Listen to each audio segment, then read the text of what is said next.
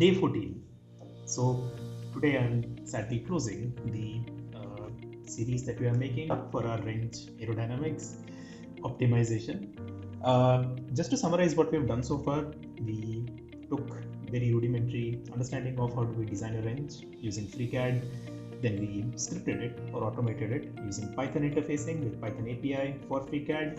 Then later we built the rudimentary OpenFOAM analysis using OpenFOAM 2506. Once we had OpenFOAM, we ran the simulation for a few times manually to understand how this drag reduces, if at all. Then we thought, hey, there's a smarter way to do this using an optimizer called Dakota, and we just built a pipeline. Initially, the plan was to run on Windows, but seeing that Windows is quite slow, so to speak, we switched very quickly to Apple Silicon, and we built an SSH pipeline to ensure that the OpenFOAM parts run on the VM inside Mac, and the optimization part, Dakota, runs on our Windows. The reason why we couldn't run Dakota on macOS is because I'm running with the Apple Silicon M4, and currently the ARM architecture does not support for Dakota. And once we built this optimization loop, initially we tried to scale up our geometry using the length parameter, the width parameter, all the way to changing just the dimensions, shear dimensions, and we got some results. And later we moved to introducing our aerodynamic parameters that we are doing today.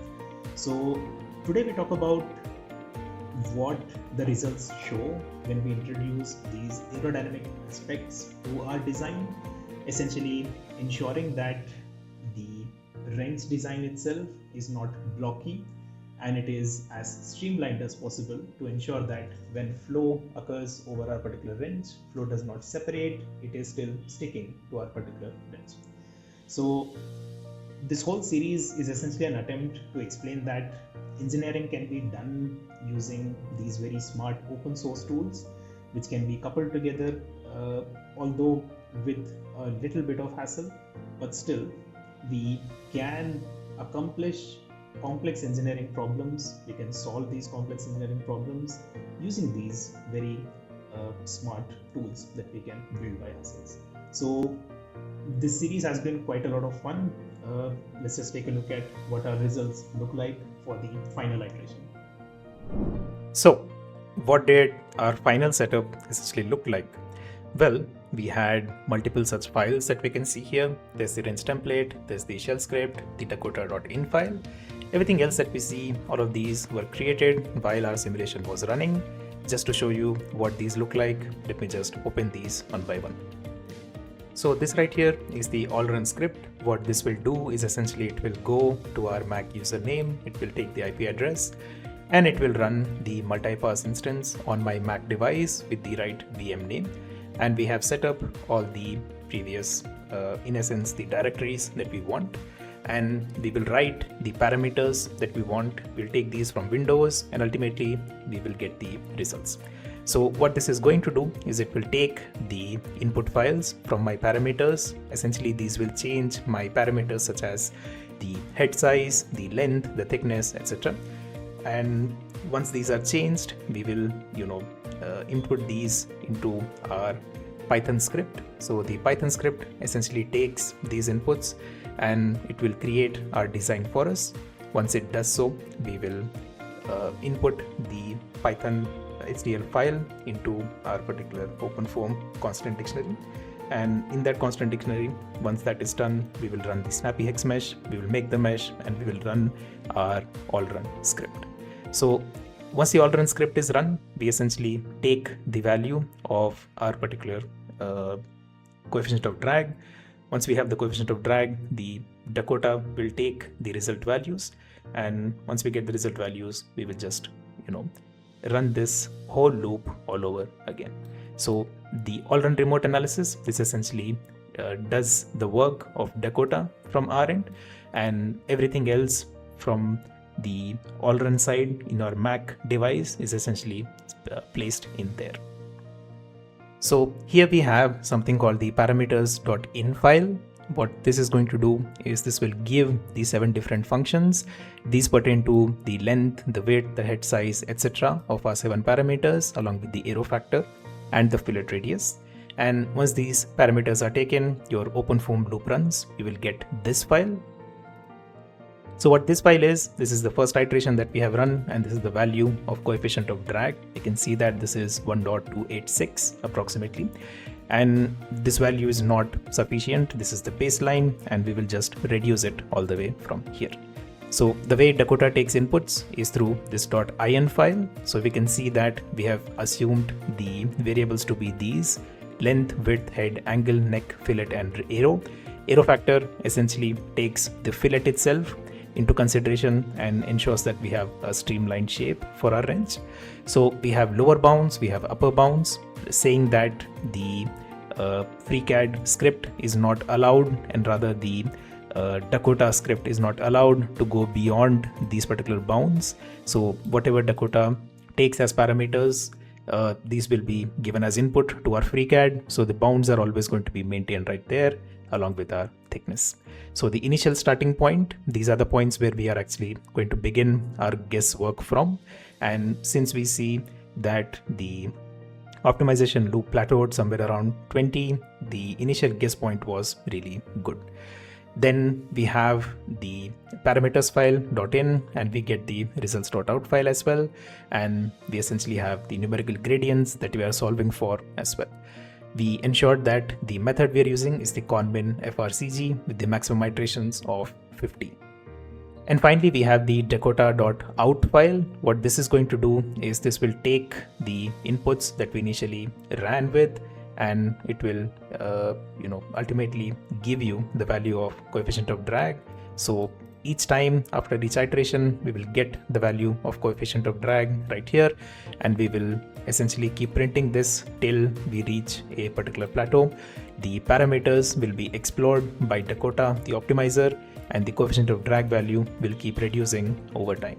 And ultimately, the lowest value that we essentially end up with is somewhere around 1.2522. Beyond this, we have diminishing returns. We didn't really see much point in, reducing this beyond it. And in between, we faced issues with our particular SSH pipe tunnel. So we had to rerun using the restart file that we essentially get made when Dakota runs. This is specifically made so that we don't lose any data. So once we ran this over a lot of iterations here, you can see that the drag value is plateauing somewhere around 1.25.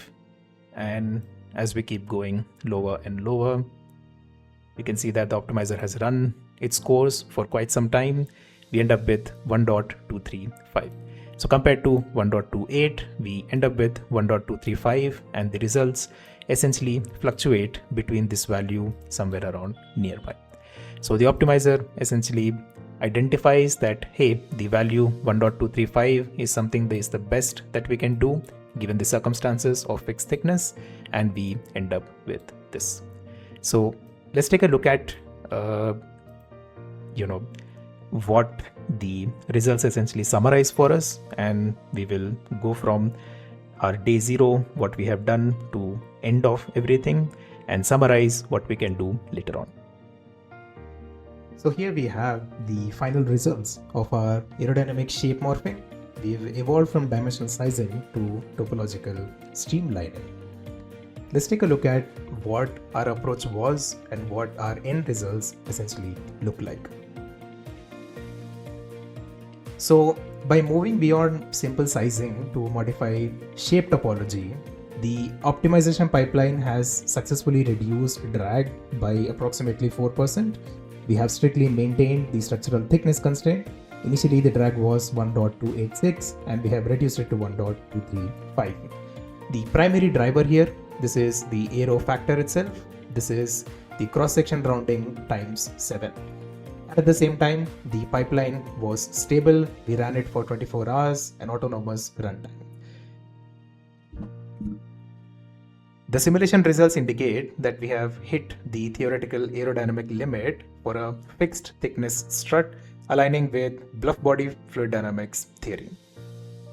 Coming to the dimensional sizing versus topology morphing, with the dimensional sizing, generally the idea is we do linear scaling. This is stretching the length or width. The shape remains quite boxy, causing early flow separation. Whereas when it comes to our terms, with topology morphing, we introduce the fillets, the radii, the profiles. This will help in delaying the separation by essentially ensuring flow attachment by smoothing the geometry. So the 7-dimensional design space that we have, x1 to x4, these are the control basic scale, x5 to x7, these are the controls for curvature.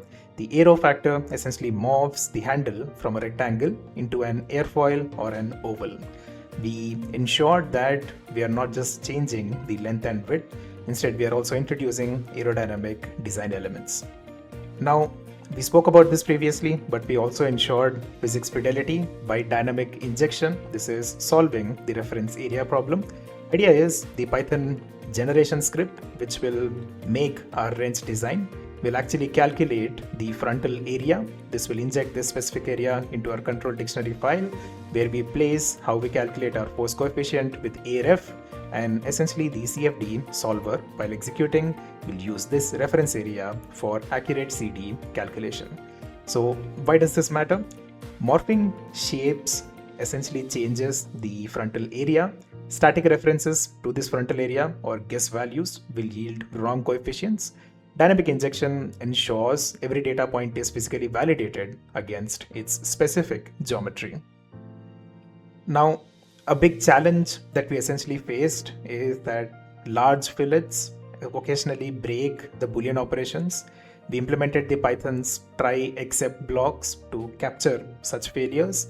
This will assign the penalty scores of CD is equal to 1000 and ensure that our optimization loop runs without crashing.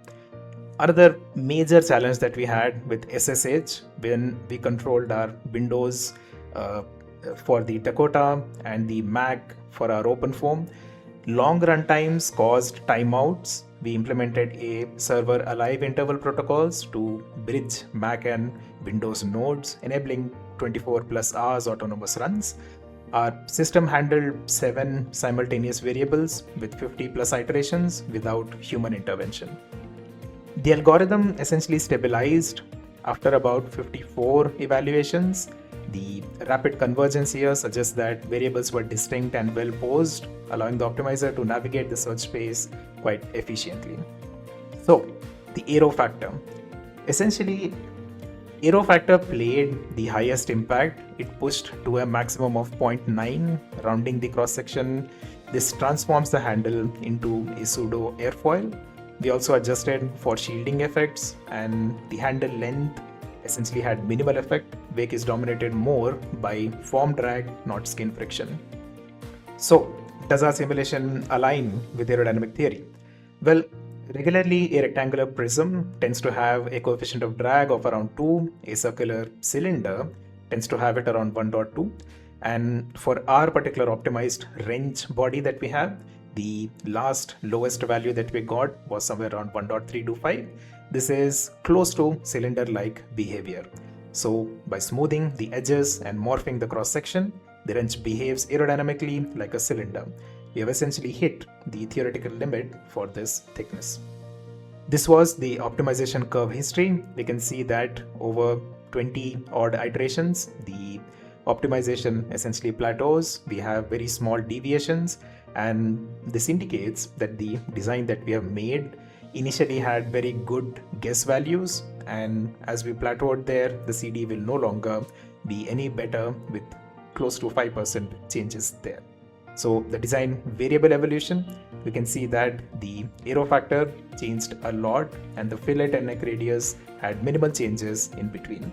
Ultimately, the convergence speed in comparison to a standard approach versus our algorithm, the loss factor is much lesser, or rather the loss by error, this is much lesser. So to talk about what this project did for us, we essentially validated a robust shape morphing optimization pipeline. We reduced our drag by 4%. We have found the aerodynamic optimum for a fixed thickness wrench. further optimization within current constraints yields diminishing returns, but we allow for thinner structures, we introduce true airfoil asymmetry. These are some things that we could still look for, but what I would be very interested in is use aerodynamics along with structural analysis, where we actually optimize the best wrench design, which when thrown towards someone is actually going to hit them and will be strong. So this pipeline is now a proven asset. This is ready for complex geometries. So that's about it with this series. I'll see you with a newer series in upcoming days. Be on a lookout. Thank you.